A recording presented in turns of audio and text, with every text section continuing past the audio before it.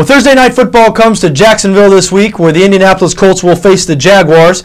Indianapolis currently installed as a 3-point favorite in this game on BETDAQ. 42.5 is the total. I'm going to be in the stands. At least I'm telling you now I'm going to be in the stands for this game. There will be no proof of it because I'll probably have a bag over my head. I don't know if anybody will want to be actually seen paying money to watch the Jacksonville Jaguars play football right now. This is the worst team in the NFL. Apologies to the Kansas City Chiefs. They both have a 1-7 record, but the Jags are worse because if you can't score, if you can't produce offense, I think that makes you worse. That's the tiebreaker, right? And the Jags do have the single worst offense in the NFL. That cannot be argued. Jags last in the league in yards per game, last in the league in points per game, last in the league in pass yards per game. The Jags are only averaging 254 total yards of offense per game right now. To put that in perspective, there's 12 teams in the NFL averaging more pass yards per game than that, including the Indianapolis Colts, who are passing for 285 yards per game. Again, the Jags are only averaging 254 total yards per game, so total ineptitude for the Jacksonville Jaguars offense. And this is the second year in a row the offense has been this way. They were also last in the league in total offense, scoring offense, and passing offense last year. And they have an entirely new coaching staff. Mike Mularkey in his first year as head coach, he's an offensive guy. He was the offensive coordinator at Atlanta last year. Brought with him Bob Bratkowski, the former Cincinnati Bengals offensive coordinator. So an entire new coaching staff, especially on the offensive side of the ball. They did retain defensive coordinator Mel Tucker. The same old personnel, though, most especially the same old quarterback. Because they do have a couple of new wide receivers. Justin Blackmon, the rookie, who's been a little disappointing. They went out and signed Laron Robinson in free agency. He's been a lot disappointing. But Blaine Gabbert, the common denominator here, this guy, a young guy, the youngest starting quarterback in the league currently. But still, youth is no excuse.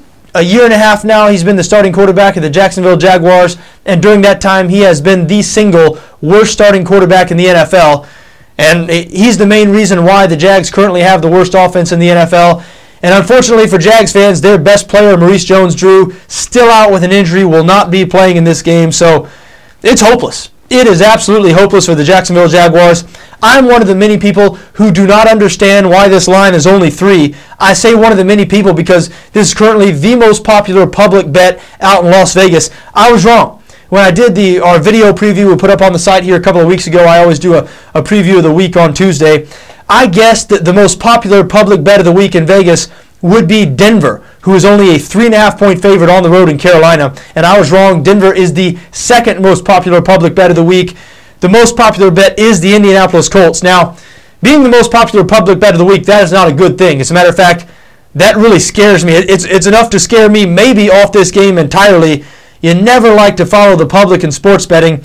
Another thing that would worry me if I were an Indianapolis backer is the fact that the Colts have been bad on the road this season. Now, the Colts lost their first two road games, and they lost them in blowout fashion. They lost those 2 games by combined 46 points. They did win their last road game against the Tennessee Titans, but Tennessee's not a good team. The Colts had to go to overtime to win that game. Quite frankly, they were lucky to get to overtime. Tennessee controlled that game. They were ahead 4 points with a 1st and goal with less than 5 minutes left. Should have won that game. How do I know so much about that game? That's because I was backing the wrong side. I was backing the Titans and ended up losing. But Titans did control that game. Colts were lucky to come out with a win. So they haven't played well on the road this year, which is not unusual. You're starting a rookie quarterback. But this rookie quarterback is some rookie. 433 passing yards last week for Andrew Luck. That's an NFL rookie record. Colts now 5-3. They're really the surprise of the league, which is why it's a real surprise this line's only 3. And as bad as the Colts have been on the road this year, they haven't been near as bad as the Jags have been at home. We mentioned their 4 home losses by combined 92 points. And I live here in the greater Jacksonville area. From this area, I used to host a sports talk radio show in this area before I got involved with BETDAQ NFL here. I still listen to the local radio, read the local paper. And I'm telling you, there is no optimism. There is no hope. I understand that a whole lot of people might not be plugged into the Jaguars because why would you be? This is the worst team in the league. Why would you care about this team if you didn't live here in the area? But there are no storylines that you might be missing. There are no reasons for hope. I can't make an argument for the Jaguars in this spot aside from saying that the Colts are an extremely popular public bet, which would lead me or lead me towards the other side.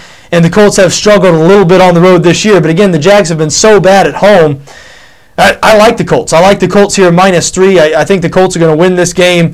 And I've been hesitant. I've been hesitant to go against the Jags this year because I had a negative opinion of this team heading into the season. I think it's an absolute crime that their general manager, Gene Smith, was given a contract extension prior to this season. This is 4th year as GM.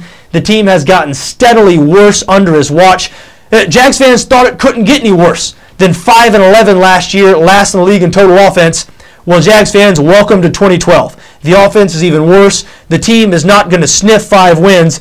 The good news for Jags fans is there will be total house cleaning after this season. Shad Khan, the owner, spoke publicly a couple of days ago, said he was embarrassed, said he was not going to fire anybody this year, but did use the word fire. And after this season, Gene Smith will be gone.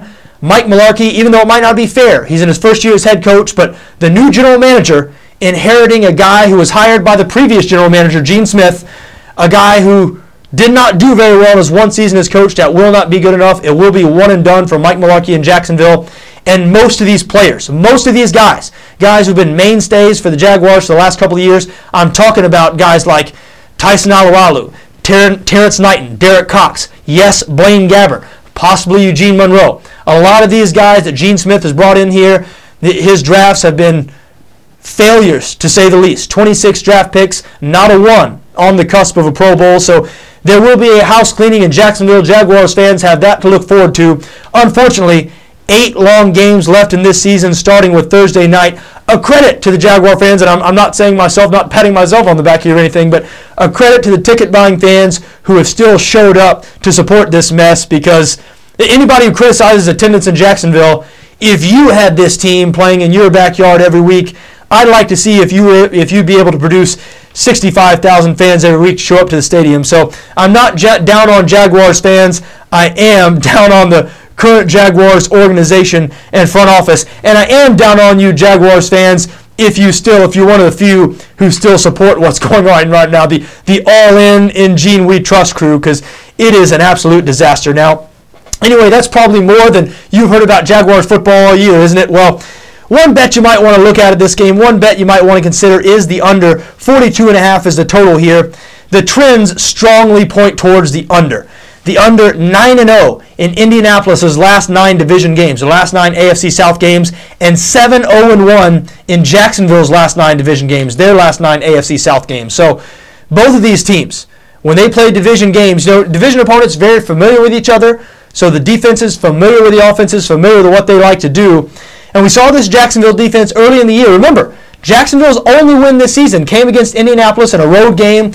It came in miraculous fashion. Gabbert to shorts with less than a minute left. It looked like Indianapolis has sealed the deal there, but Jags, that was their only win of the season, and they did have success against this Indianapolis offense in that game. So under 42.5, you might want to consider. Listen, if you're thinking about a Jaguars bet, I guess you could say, well, the Jaguars already beat the Colts this season. The public is all over the Colts. I think that's a positive for the Jaguars. The Colts have not been great on the road. So there you go. I'll throw you a bone if you're thinking about a Jaguars bet. But quite frankly, I do not advise you to bet on the Jacksonville Jaguars in this spot, despite the fact that I hate rolling with 90% of the public and this game feels too easy. I know it. But, folks, I know what I see. I know what I'm around. I know what I hear. The Jaguars are going down the toilet. This is a team that will be lucky to win another game all season. I do like the Colts on Thursday night -3. I'll be there myself to witness it with my own eyes. If the hometown Jags can pull out a win, I will be happy to look you right in the eye, to look the camera right in the eye and say I was wrong. But I'm sorry, fellow Jags fans, I don't think it's going to happen.